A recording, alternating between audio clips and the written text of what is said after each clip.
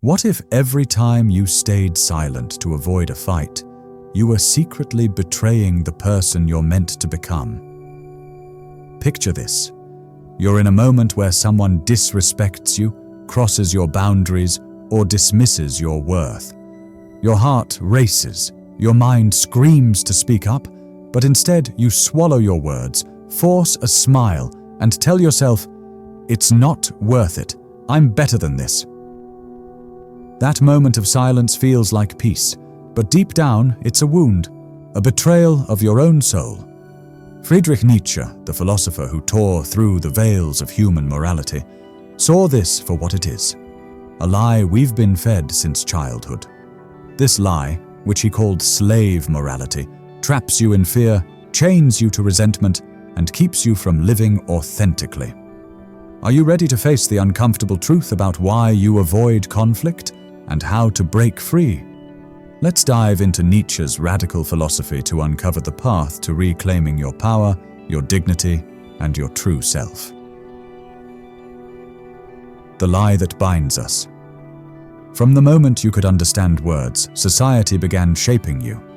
Don't argue, your parents said. Be nice, your teachers urged. Keep the peace, your friends advised.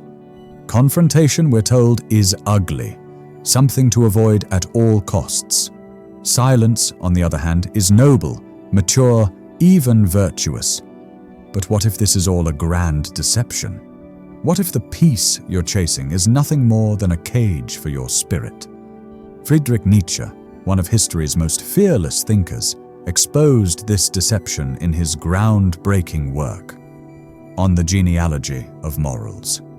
He argued that the values we hold dear, humility, obedience, avoidance of conflict, aren't born from strength or wisdom. They're the product of what he called slave morality, a system created by the weak to survive in a world dominated by the strong. Imagine a time long ago when warriors and nobles ruled by raw power. They lived unapologetically, asserting their will, pursuing greatness, and embracing conflict as a natural part of life. For them, good meant strength, courage, pride, and self-sufficiency. But not everyone could compete in this arena. The weak, the powerless, those unable to impose their will, faced a brutal reality. They couldn't win by force, so they did something ingenious. They rewrote the rules of morality.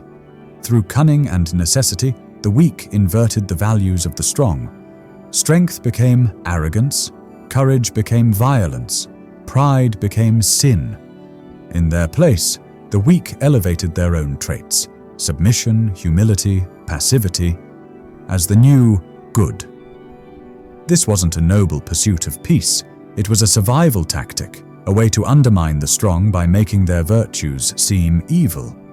Nietzsche called this the birth of slave morality, a value system rooted not in vibrant life, but in resentment and fear.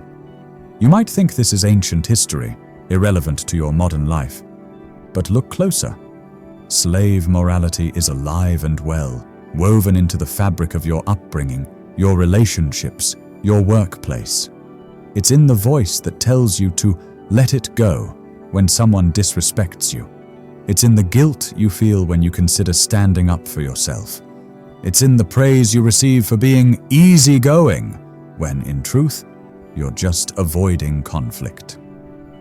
Think about it. How many times have you stayed silent to avoid rocking the boat? Maybe it was a co-worker who took credit for your work, and you said nothing to keep things professional. Or a friend who repeatedly oversteps your boundaries, but you let it slide to preserve the friendship. Or a family member who belittles you, and you smile through gritted teeth to maintain harmony. Each time you tell yourself you're being mature, but Nietzsche would disagree. He'd say you're being governed by fear, fear of confrontation, fear of rejection, fear of being seen as difficult. This fear isn't your fault. It's been drilled into you by a culture that venerates superficial peace over authentic existence. But here's the harsh truth. Every time you choose silence over confrontation, you're not preserving peace, you're betraying yourself. You're surrendering your power, your dignity, and your right to exist fully. And worse, you're planting the seeds of something far more destructive: resentment. Let's explore how this poison takes root and what it's doing to your soul. The poison of resentment. Nietzsche wasn't just a philosopher, he was a surgeon of the human psyche. In On the Genealogy of Morals, he dissected the corrosive force of resentment with unmatched precision. Resentment, he argued, is what happens when your natural impulse to act, to assert yourself, to confront injustice, is blocked. That energy doesn't disappear. It turns inward, festering like a wound. Over time, it becomes a poison that rots your spirit from the inside out. Picture a moment when you wanted to speak up but didn't. Maybe your boss dismissed your idea in a meeting, and instead of challenging them, you nodded and stayed quiet. Or your partner ignored your needs, and rather than addressing it, you buried your frustration. In that moment, your desire to act, your will to power, was thwarted. But that desire didn't vanish. It curled up inside you, transforming into resentment, a quiet, seething anger at the world, at others, and deep down, at yourself. Resentment is sneaky. It disguises itself as nobility. You tell yourself, "I'm better than this. I don't need to stoop to their level. I'm above conflict." But Nietzsche saw through this facade. These rationalizations aren't signs of strength. They're coping mechanisms for powerlessness. Behind your moral superiority lies unprocessed anger, unacknowledged pain, and a growing bitterness that you can't quite name. You know this feeling.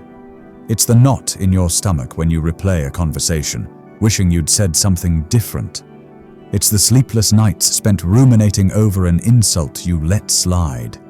It's the quiet rage you feel when you see someone take advantage of your goodwill, yet you do nothing to stop it. This is resentment, and it's not just a fleeting emotion, it's a vicious cycle. The more you avoid confrontation, the more resentful you become. The more resentful you become, the less courage you have to act. Over time, this cycle can define you. You might even start to see yourself as a good person because you endure, because you forgive, because you don't fight back. But Nietzsche warns, this isn't goodness, it's self-destruction. The resentful person isn't just a victim, they're an accomplice in their own imprisonment. Consider a real-world example. Sarah, a 30-year-old graphic designer, prided herself on being low maintenance. At work, her colleagues often dumped extra tasks on her, knowing she'd never complain. At home, her roommate ignored their shared chores, and Sarah cleaned up silently to avoid drama. She told herself she was being kind, but inside, she was boiling. One day, a minor slight, her boss overlooking her for a promotion, pushed her over the edge. She snapped, unleashing years of pent-up anger in a way that shocked everyone, including herself. This is what resentment does. It builds quietly until it explodes, or worse, consumes you in apathy. But Nietzsche didn't believe we're doomed to this fate. He saw a way out, a path to reclaim the vital force that slave morality tries to suppress. This path is rooted in one of his most misunderstood concepts, the will to power. Let's dive into what it means and how you can harness it to break free. Reclaiming your will to power. When Nietzsche spoke of the will to power in works like Thus Spoke Zarathustra, he wasn't talking about dominating others or seeking control for its own sake. The will to power is the fundamental drive of life itself, the impulse to grow, to create, to assert your existence, to overcome obstacles, and to live authentically. It's the spark that pushes a seed to break through concrete, a lion to roam the savannah, a human to build empires or write poetry. It's the force that makes you want to stand up, speak out, and claim your place in the world. But slave morality wages war on this will. It tells you to shrink, to conform, to avoid conflict at all costs. It whispers that asserting yourself is selfish, that setting boundaries is aggressive, that pursuing your desires is wrong. When you repress your will to power, it doesn't disappear. It turns against you. It becomes resentment, passivity, self-doubt, and a gnawing sense that you're not living the life you were meant to. Reclaiming your will to power means reconnecting with this vital force. It means rejecting the lie that conflict is evil and embracing it as a tool for growth. It means learning to say no without guilt, setting boundaries without apology, and facing confrontation with courage. This isn't about becoming a bully or picking fights. It's about refusing to be dominated. It's about living with integrity, standing tall, and asserting your right to exist fully. How do you start? Begin with small, intentional acts. Practice saying no. The next time someone asks you to take on a task you don't have time for, say, "I can't commit to that right now." It's uncomfortable at first, but it's liberating. Set clear boundaries. If a friend keeps interrupting you, say, "I'd like to finish my thought before we move on." You're not being rude, you're claiming your space. Face conflict head on. If someone disrespects you, address it calmly but firmly. "I don't appreciate being spoken to that way. Let's keep this respectful." You don't need to escalate, but you do need to act. These acts may seem minor, but they're revolutionary. Each one chips away at the slave morality that's been holding you back. Each one strengthens your will to power, building the courage to live authentically. But Nietzsche knew this transformation isn't a quick fix. It's a profound journey, one he described through a powerful metaphor: the 3 Metamorphoses of the spirit. Let's explore this map to liberation. The 3 Metamorphoses, a path to freedom. In Thus Spoke Zarathustra, Nietzsche offers a symbolic roadmap for breaking free from slave morality through the 3 metamorphoses of the spirit: the camel, the lion, and the child. This isn't just philosophy, it's a guide to transforming your life. 1. The camel. The camel is the spirit that carries burdens. It bends under the weight of society's expectations, moral rules, and the fear of conflict. Thou shalt be humble. Thou shalt avoid drama. Thou shalt please others. These are the commands the camel obeys. You've likely lived as a camel, enduring disrespect, swallowing anger, and taking pride in your ability to handle suffering. But this strength is hollow. The camel is strong in resignation, not creation. Most people stay camels their entire lives, mistaking their submission for virtue. 2. The lion. At some point, the camel revolts. It can't bear the lies anymore. It becomes a lion, a spirit that roars no to the dragon of "thou shalt." The lion fights for freedom, rejecting the rules that diminish it. This is where you learn to confront, to set boundaries, to face disapproval without flinching.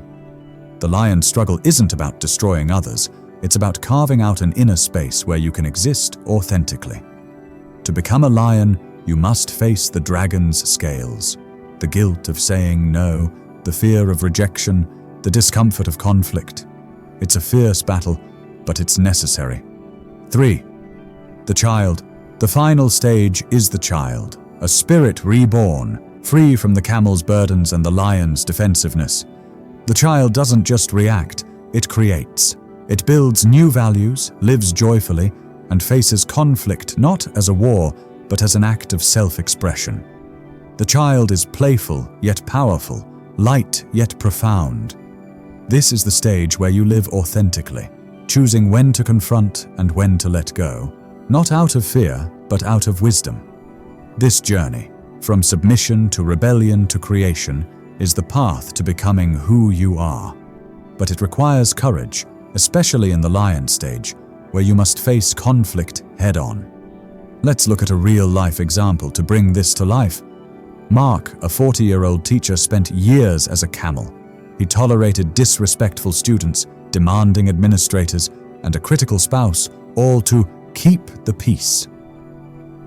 He prided himself on his patience, but he was miserable, haunted by resentment. One day, a student's blatant defiance pushed him to his limit. Instead of staying silent, Mark became a lion. He calmly but firmly addressed the behavior, setting clear consequences. The student resisted, but Mark held his ground. Over time, he extended this courage to other areas, telling his boss he couldn't take on extra duties, discussing his needs with his spouse. Each act of confrontation freed him a little more. Today, Mark is moving toward the child stage, creating a life aligned with his values, teaching with passion, and facing conflict with clarity, not fear. You can follow this path too, but it starts with understanding what's at stake: your identity, your authenticity, your life. Becoming who you are. Nietzsche's challenge in Exe Homo, become who you are, is both an invitation and a warning. Becoming your true self isn't a passive process. It's a battle against the forces that try to mold you into someone else. And the first enemy you must face is your fear of conflict. Think about how much of your life you've lived for others. How many times have you chosen a career, a relationship, or a behavior to please your parents, your partner, your peers? How many times have you silenced your truth to avoid discomfort? Each compromise pulls you further from who you are. Nietzsche saw this as the greatest tragedy. Most people never become themselves. They live as shadows, playing roles, wearing masks, chasing approval. Conflict is where you break this cycle. It's the crucible where your identity is forged. When you say no to a toxic friend, you discover what you value. When you confront a bully, you learn what you're willing to fight for. When you set boundaries at work, you define who you are. Without conflict, there's no self-knowledge. Without self-knowledge, there's no authenticity. Without authenticity, there's no life, just a performance. Becoming who you are is a solitary journey. There's no universal blueprint, no applause for defying the herd. You'll face criticism, rejection, and doubt. But with each step, you gain something priceless: integrity. Each time you speak your truth, even trembling, you move closer to a life that's truly yours. Adram, the cost of silence. Here's the final, brutal truth. Silence isn't peace, it's complicity. Every time you stay quiet in the face of injustice, disrespect, or abuse, you're not being neutral, you're enabling it. You're teaching others it's okay to diminish you. You're reinforcing a world where power thrives unchecked. Nietzsche saw this clearly. A life of silence leads to spiritual decay. When you avoid conflict, you don't build harmony. You build a tomb for your will. People notice when you're afraid to assert yourself, and those who act in bad faith exploit it. Every unspoken boundary is an invitation to be crossed. Every unvoiced truth is a chance for lies to take root. The next time you feel the urge to stay silent, pause. Ask yourself, am I being wise or am I being cowardly? This question, if answered honestly, can change your life. Courage isn't the absence of fear, it's acting despite it. Conflict, when faced with clarity, is where you show the world and yourself that you have a spine, values, and a right to exist.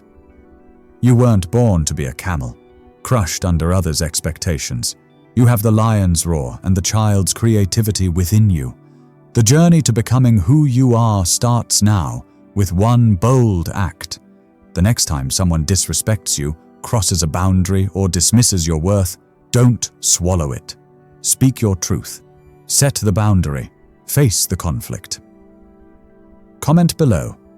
I choose to no longer remain silent. Let those words be your rebellion against slave morality. Then keep going. Watch the next video to deepen this transformation. Nietzsche's philosophy isn't just ideas, it's a call to live with courage, with authenticity, with unapologetic power. Are you ready to answer the call?